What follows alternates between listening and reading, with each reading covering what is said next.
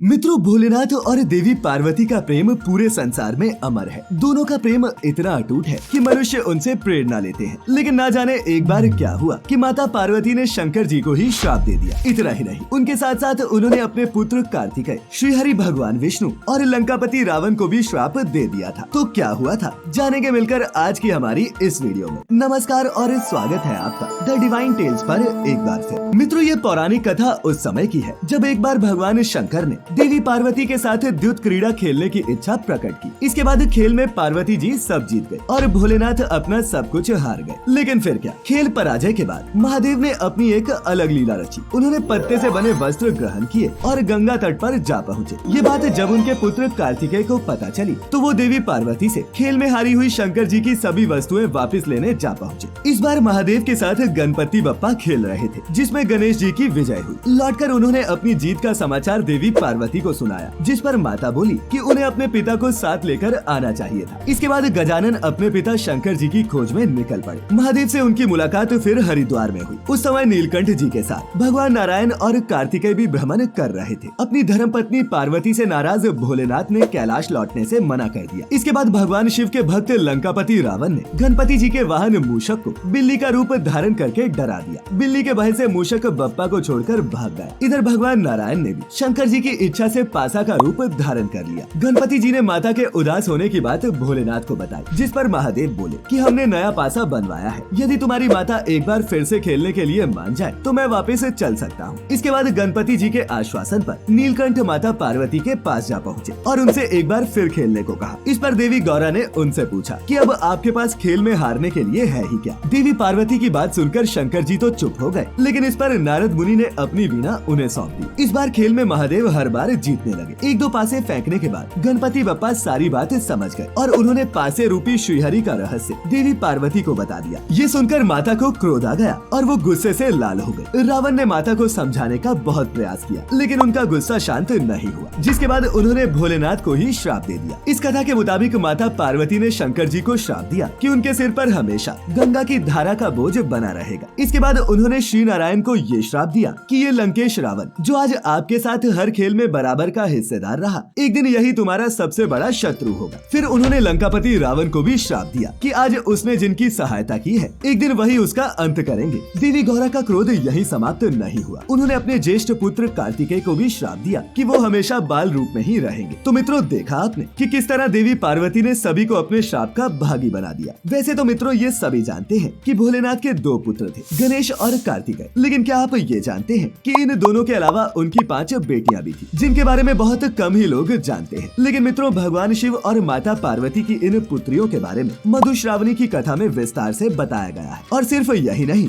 शिव पुराण में भी इन पुत्रियों का जिक्र मिलता है। एक पौराणिक कथा के अनुसार एक बार की बात है कि महादेव और देवी पार्वती धरती पर मनुष्य रूप लेकर उतरे। कुछ दूर चलकर उन्हें जंगल में एक सरोवर दिखा और देवी गौरा ने महादेव से जल क्रीड़ा करने का आग्रह किया। इसके बाद दोनों सरोवर में चले गए। इसी दौरान शंकर जी का वीर्य निकल गया, जिसे उन्होंने एक पत्ते पर रख दिया। शंकर जी के वीर्य से 5 सुंदर कन्याओं ने जन्म लिया। लेकिन इन कन्याओं की खास बात ये थी कि उन सब ने मनुष्य रूप में नहीं बल्कि सर्प रूप में जन्म लिया। वहीं दूसरी तरफ देवी पार्वती इन कन्याओं के जन्म से बिल्कुल अनजान थी। लेकिन शिव जी तो ये सब जानते थे और वो अपनी बेटियों को अपने नेत्रों के सामने बड़ा होते देखना चाहते थे। इतना ही नहीं, वो उनके साथ रहना चाहते थे, लेकिन वो ऐसा करने में समर्थ नहीं थे। बता दें कि इसके बाद से भोलेनाथ प्रतिदिन उस जंगल के सरोवर में जाते और अपनी 5 पुत्रियों के साथ समय व्यतीत करते। वहीं एक दिन देवी गौरा को महादेव पर शंका हुई, जिसके कारण वो उनका पीछा करने लगी। तभी जंगल में नीलकंठ को सरोवर में 5 नाग कन्याओं के साथ खेलता देख देवी के क्रोध की सीमा पार हो गई और उन्होंने उन नाग कन्याओं को मारना चाहा। जैसे ही माता अभव्या ने उन नाग कन्याओं को मारने के लिए अपना पग आगे किया, शंकर जी ने उन्हें रोक दिया और महादेव के ऐसा करने पर देवी का क्रोध 7वें आसमान पर जा पहुंचा। तभी भोलेनाथ ने उनसे कहा, हे प्रिय, तुम ही इन नाग कन्याओं की माता हो। तो मित्रों, ये थी भगवान शिव और माता पार्वती की 5 पुत्रियों की कथा। इसके अलावा हमने आज ये भी जाना कि क्यों माता पार्वती जी ने भगवान भोलेनाथ और विष्णु जी को श्राप दिया था। आज की ये प्रस्तुति अच्छी लगी हो तो इसे अपने मित्रों रिश्तेदारों के साथ भी जरूर साझा करें और ऐसी सभी धार्मिक और आध्यात्मिक वीडियोस देखते रहने के लिए जुड़े रहे द डिवाइन टेल्स परिवार के साथ। तो मित्रों, फिलहाल आज के लिए बस इतना ही। अब इजाजत दें। आपका बहुत बहुत शुक्रिया।